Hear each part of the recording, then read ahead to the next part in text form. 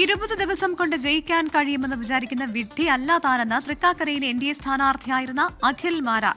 ജയിക്കാൻ തോന്നുമെന്ന പ്രതീക്ഷ പ്രവർത്തകർക്ക് നൽകാനായിരുന്നു ശ്രമം. ഇനിയും സജീവമായി 2020-ൽ തുടരുമെന്നും അഖിൽ മാരാർ 24-നോട് പറഞ്ഞു.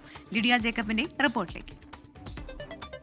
തൃക്കാക്കരയിൽ NDA സ്ഥാനാർത്ഥിയായിരുന്ന അഖിൽ മാരാറാണ് 24-നൊപ്പം ചേരുന്നത്.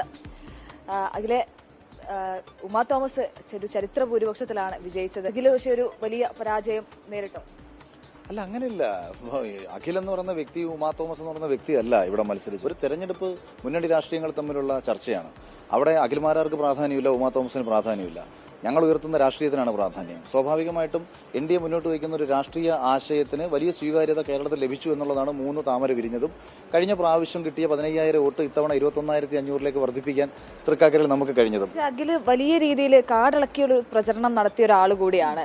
വലിയ സോഷ്യൽ മീഡിയയിലൊക്കെ വലിയ ക്യാമ്പയിനുകളും കാര്യങ്ങളും ഒക്കെ നടത്തിയ ഒരാൾ കൂടിയാണ്. പക്ഷെ എവിടെയാണ് 2020-ക്ക് പിഴച്ചത് എന്നൊരു ചോദ്യം. അല്ല, 2020-ക്കും പിഴച്ചിട്ടില്ല, നമുക്കാർക്കും പിഴച്ചിട്ടില്ല. നമ്മൾ ആലോചിക്കണം. നമ്മൾ ഒരിക്കലും ജയസാധ്യത ഇല്ല എന്ന് എല്ലാവരും വിശേഷിപ്പിച്ചൊരു സ്ഥലത്താണ് ഞാൻ മത്സരിക്കാൻ വരുന്നത്. നോക്കൂ, എനിക്ക് ആദ്യം ഇവിടെ വേണ്ടത് ജയിക്കാൻ കഴിയുമെന്ന് പറയുന്ന പ്രതീക്ഷ എൻ്റെ പാർട്ടി പ്രവർത്തകർക്ക് കൊടുക്കുക എന്നുള്ളതാണ്.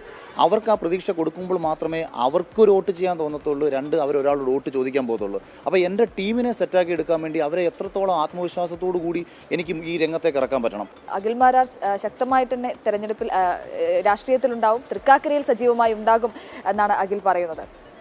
Lydia Jacob, 24, Kochi.